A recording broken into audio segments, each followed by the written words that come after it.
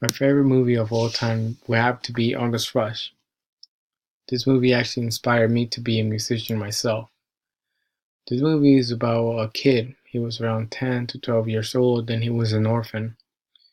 And he always felt a certain type of connection with music, but he didn't know how to express it because he didn't know how to play any instruments. At the orphanage where he was at, he was getting bullied by the kids around him, so he decided that he had enough. So he went on a long journey trying to find his parents. So he goes and runs away to New York City. There he found a homeless kid that was playing the guitar, and that instantly attracted his attention. So he follows the kid all the way to where he was living, that it was an abandoned theater. And in that theater there was a bunch of kids, really talented kids. They knew how to play any instrument that you can think of. Eventually, this church noticed him, that he was a really talented kid, and they asked him, "Do you know how to read music?" And he said no. Basically, everything he was doing it by ear.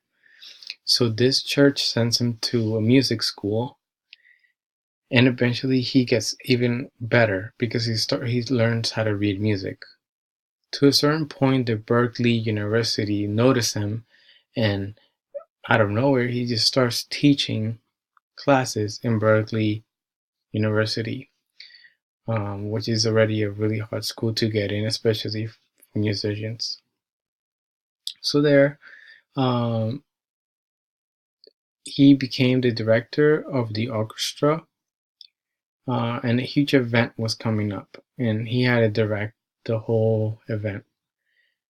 Um, on the day of the event, while he's directing, he just feels this really strong sensation that his parents were right behind him.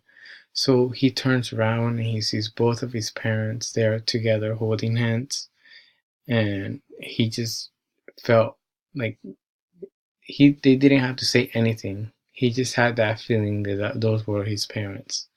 And I always think that it's a really inspiring movie for musicians, because even though he went through a lot of sad things, if you see the movie, he does go through a lot of sad things. He never gave up on music, and I can honestly identify myself with that, because no matter whatever I was going through, music was always there. And I would stay in my room practicing 3 to 6 hours every single day, and that was my distraction. That was my comfort zone. And up to this day, music has always been there for me when nobody else has.